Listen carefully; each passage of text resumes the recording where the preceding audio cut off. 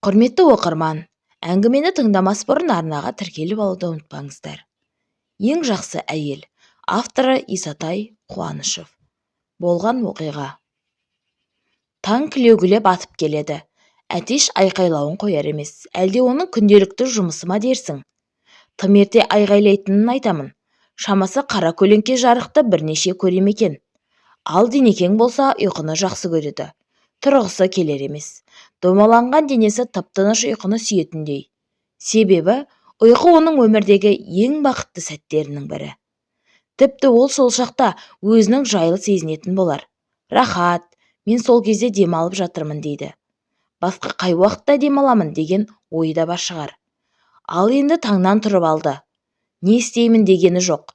Бір істі бастаса, екіншісі басталары анық. Бәрі өзіне қарап тұрма, қалай өзі? Басқаны оятқысы келмейді. Жай өзінің маңғаз інісімен жасай бергісі келеді. Болмысынан жай адам. Әлде тез-тез бітіріп тастасам, бос уақыты болып қалып, бос жатқанды жақсы көрмей ме екен? Білмедім. Мүмкін ол сондай тіршілікті жақсы көретін болар. Сарылып жайпаң басып шаруаларды біртіндеп бірыңғайланғанды жақсы көретін болар. Бір-екі кесе шайын ішіп алып, біреу іздегендей тез жинала бастады. Күн райы да ілесіп тұр екен. Өзіне тартқан, күліп қарсы алатын сияқты күн райын бұлтсы шашып келеді. Даланың жаздық көрінісі әдемі болады, иә. Адамның жұмысқа да икемделіп тұратын секілді. Торғайдың ысқырығымен қатар тауықтар да үйлерге қарай жайылуда. Әдеттегідей қолына шелегін алып қорасына беттеді. Қора іші малға толы. Мүмкін өзінің ырсынан толған мал ма дерсің. Кіре салғанда мал да оны танитындай бақырая қарай қалады. Бәрі жуас, мал да иесіне тартыдау дегені раста болар. Біртіндеп сауа бастады. Саусақтары да талмайды ғой шіркіннің. Тартқылайды кеп тартқылайды. Демалыссыз, құрысып қалатыны бар еді ғой. Ал денекеңдікі қалай екен? Дәл осылай 10 сиырды сауып шықты. Уф деген жоқ, ә? Жандаласа артын жинақтап үйге беттеді. Шелектерге толған сүттерді пайдаға жарату керек. Дер кезінде машинамен тартып алмасаң, салқындап қалса, қайта жылыту керек болады.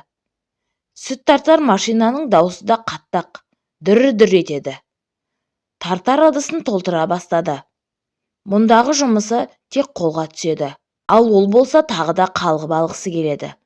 Қол жұмысын жасап тұр. Ыдыс біткенше сәл мызғып алмақ. Бұл күнделікті әдісі. Тартып бітті-ау дегенде сәске болады. Қазан ошағы далада, тамағы да, наны да от арқылы пісіріледі. Оған да бір ептілік керек. Лаулаған отты бәсеңдетуде қолыңда. Ойлайсың ғой, отқа піскен тамақ дәмді деп. Бірақ ол оттың бабын табу керек. Жай ғана қазіргідей кнопкамен пісетін нәрсе емес. Басып қойған наны тасып кетіпті. Қай уақытта басып қойған сәтін шатасып қалған. Әйтеуір табақ ернегінен асып төгіліп тұр. Бірден табаларына салып дайындап қойып жатыр. Әлгі отты айтамын. Бөлек нан пісірілетін ошағы бар. Жанған оттың қып-қызыл шоғын алып, басқа ошаққа салып, бірнеше минутта наны да пісіп дайын болады. Міне, түс мезгілі болды. Түф, дастарқаны мол. Бәрі табиғи. Манағы бірер минутта сүтінде пісіріп алған. Қою қаймағында қойып үлгерді. Аптасына қойылатын ірімшік қайнатқан күндер мен тәтті қаймағын айтпай-ақ қояйын. Кешкісін ұйыған сүтін сүзбе қылады ғой. Әбден сорыққанша ылғалдатып, ақ қапшығынан табаққа түседі. Творог деді ғой, бізше құрт та болады. Ойнап жүрген мені шақырып алады да, кел, құрт жасайық деп тапшанның жанына шақырады.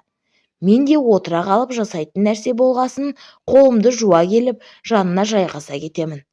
Құрт жасауы да бөлек. Дөңгеленген әдемі шығып жатыр. 3-4-еуін жасағанда біреуін жасап отырмын мен. Өзімде ұнамай тұр жасағаным. Әдемілікпен жасалған басқа құрттарды бұзғандай болып тұрмын. Кеш те батты. Анамның басына тартылған орамал да қисайыпты. Басында тек бір шүберектің бар екенін ғана сезетіндей. Анда-санда маңдайға түсіріп тартып қояды. Кешкі шайын ішіп терлеп отырған жанарын байқадым. Қолына басқа орамалын алып, әлсін-әлсін терін сүртіп қояды. Жүзі таңертеңгіден солып тұр. Бірақ өзінде шаршау бар екенін байқамайды.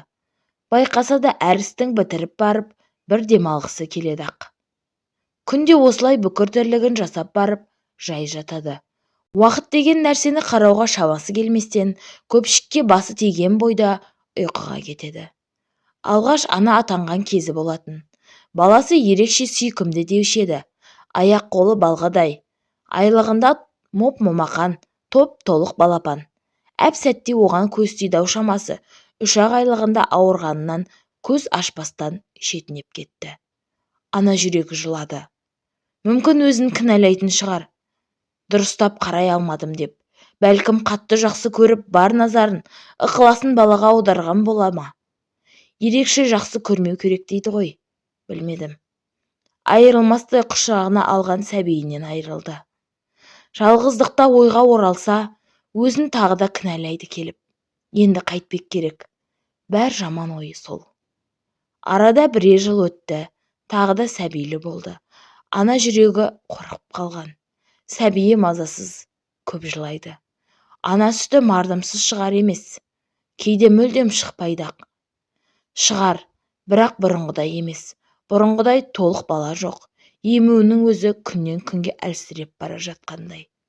Ананың жанар жасқа толды-ау. Баланың жылағанына қарап көңілі түседі. Солай бірнеше күнін өткізіп алды. Қаладан дәрігер апасы келді. Баланың жанарынан қарны аш екенін сезіп тұр.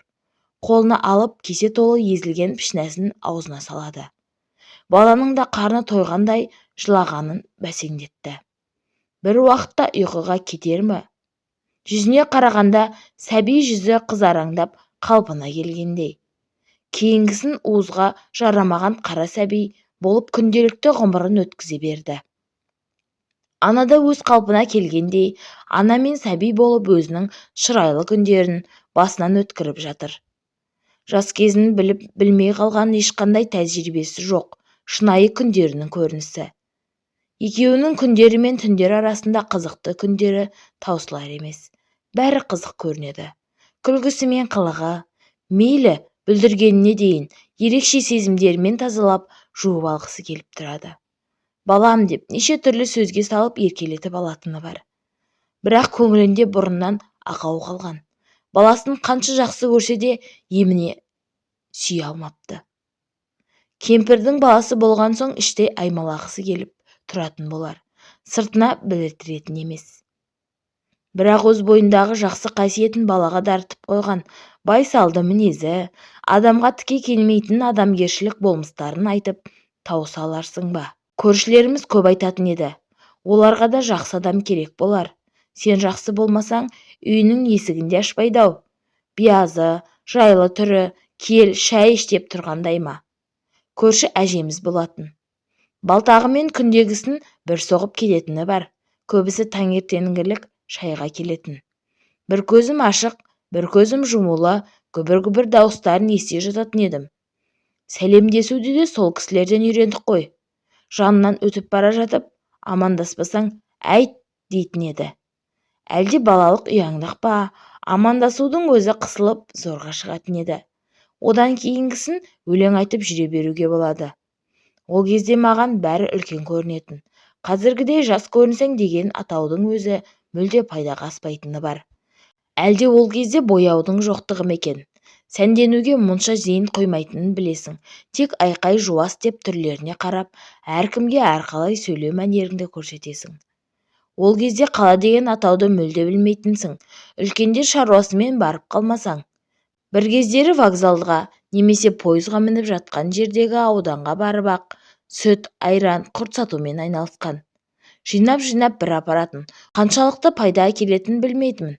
Таңертеңгісін кетіп кешкісін келетін. Бірақ біздерге тәтті бірдеңелерді айырбастау үшін болар деп ойлаймын. Келер уақытта өзге тәттіні жеп қалатыныңды ойлап. Оның үнемі отбасым үшін деп жасағаны ұнайтын. Еркектің ісі деп бөлініп жатқанын байқамаппын. Бойындағы күшті сарқы біткенше талмайтын. Еркекке тәнті қылық қылмасам, басын шайқайтын. Өзіне жақсы деген адамдарды мысалға алып отыратын. Бізді қажырлансын, мықтылансын, солардай болсын, өссін дейтіні болар. Әркім өзінен шыққан пендесін жақсылыққа тәрбиелеу ғой. Үлгі алатын нәрсені көп айтып, нәтиже көріп тамсанып, масаттанып, артында өзіне ұнаған, мейлі одан асып кететін бір жанды көргісі келетін болар.